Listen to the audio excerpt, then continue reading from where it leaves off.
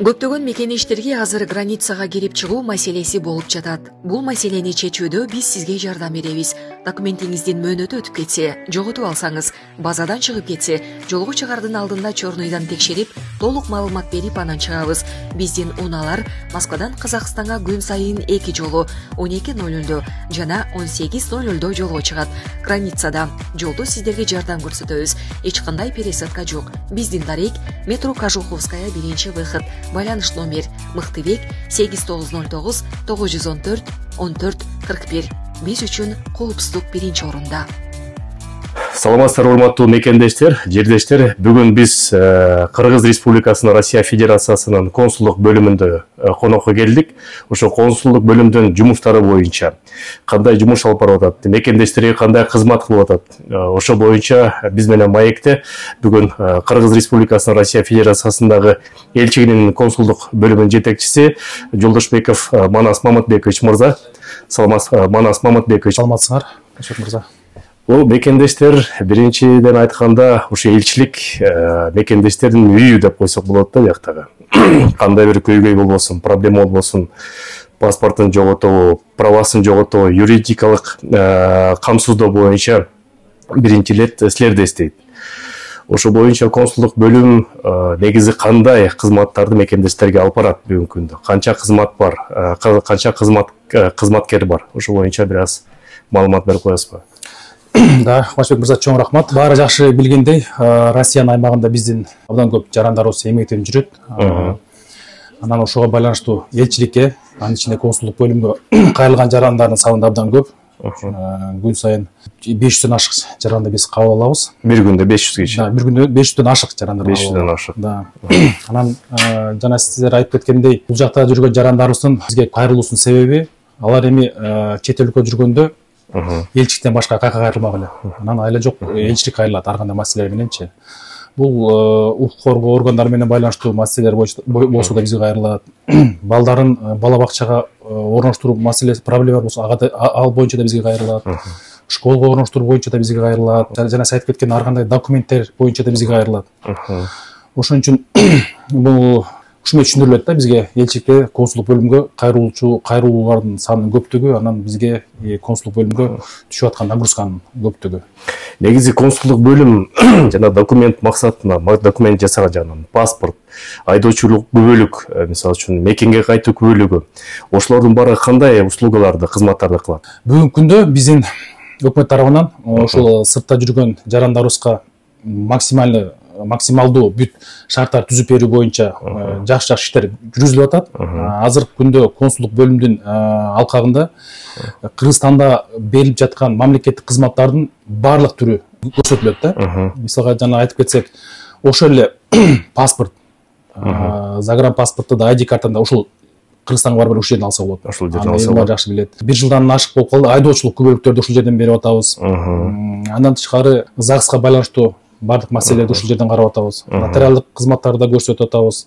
Андан тышкары дагы ар кандай справкалар бар. Ошолордун баарын ушул жерден биз жарандарга берип атабыз. Жалпысынан 20дан ашык ар кандай мамлекеттик кызмат биз көрсөтөбүз. 20дан ашык мамлекеттик кызматтар. Бирок негизги 20дан ашык кызматтын негизги 4-өнү же 5-өн атай кетесизби? Мисалга бизде багы сан жагынан көп мамлекеттик кызматтар, консулдук кызматтардын бул атап кетсем, бул паспорт берүү, сиздер айткандай. Былтыр 30 миңге жакын паспорт ушул жерден элчиликтен берилди.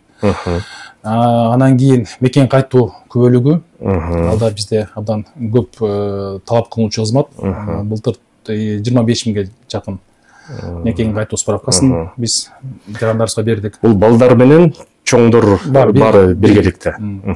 Анан кийин ошол эле айдоочулук күбөлүгү, 3 миңге жакын айдоочулук күбөлүгүн ушул жерден бердик. Ушул жалпысынан былтыр 95 миң кызмат көрсөттүк. 95 миң кызмат. Негизинен айтса, мисалы үчүн паспорт алмаштыруу боюнча ушул жерден токот жери.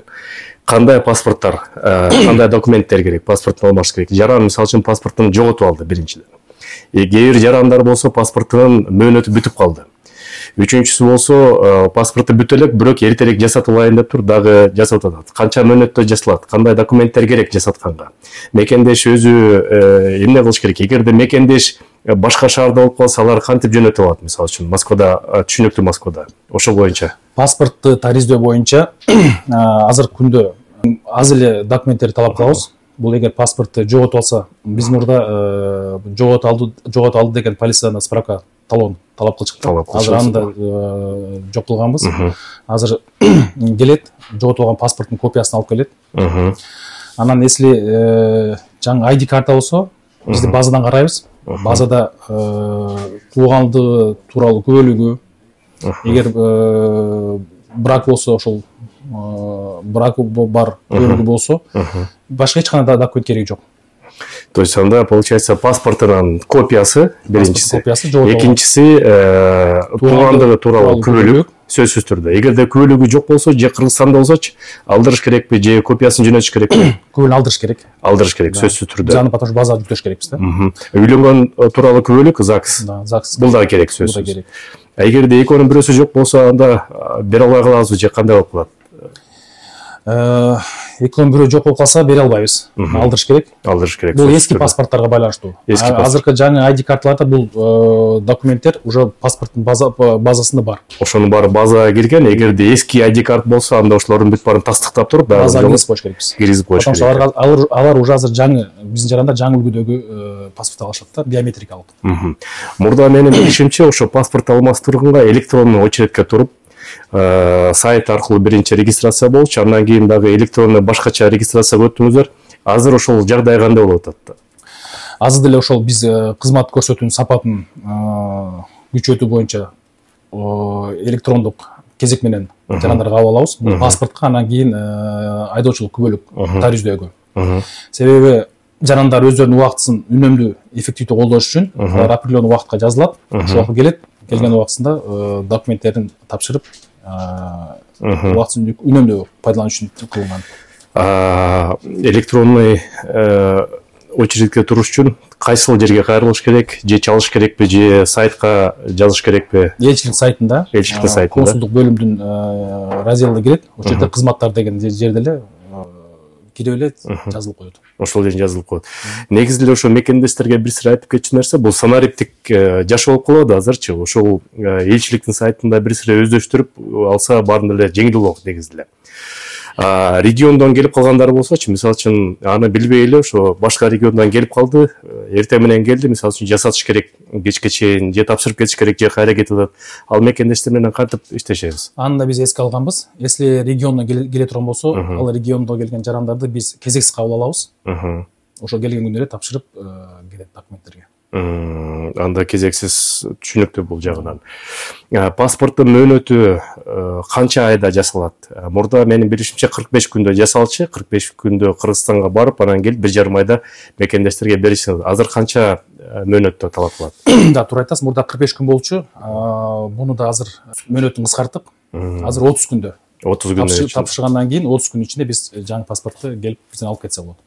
30 күндүн ичинде тапшыргандан кийин да. Кандай СМС келеби же кандай кылат, ошо даяр болгонун кантип билет? Биз документ тапшырганда эле уже колдоруна справка беребиз. Уже справкасына убактысы жазып коебуз. Ошол справкада көрсөтүлгөн убагында келип алып кетет. Эгерде, допустим, көп мекендештердин паспорту просроченный болуп калып, мөөнөт бүтүп калыптыр. Бирок ошол справка менен көчөдө жүрсө, полиция кызматкерлери тийишкенге укугу барбы же жокпу негизи? Ошол жерден справка менен жүрсө болобу? Албетте муну эми сураштабайбыз, себеп деген паспортты дайыма алып жүрүш керек Москва жергесинен. А вот ошондой учурлар болсо, справканын кандай пайдасы? Эгер ошондой болуп жоготуп алып, паспорт жоготуп алып, бизге келип жаңы паспортко тапшырса, биз тиешелүү справка беребиз. Жаран жаңы паспортко тапшырган боюнча, ал жерде немесин себебин көрсөтөбүз. Кандай себеп менен бул жаңы паспортко тапшырды деп. Если жаран айтканда утери жоготуу болсо, ошону жазып коебуз. Жоготупкан себептен жаңы тапшырылды депчи. Андан тышкары кеңеш катары полициядан да справка алып алыш керек. Жоготтум деген. Ошо эки документ менен жүрсө, то есть анда көп маселе болбойт да, суроолор да болот.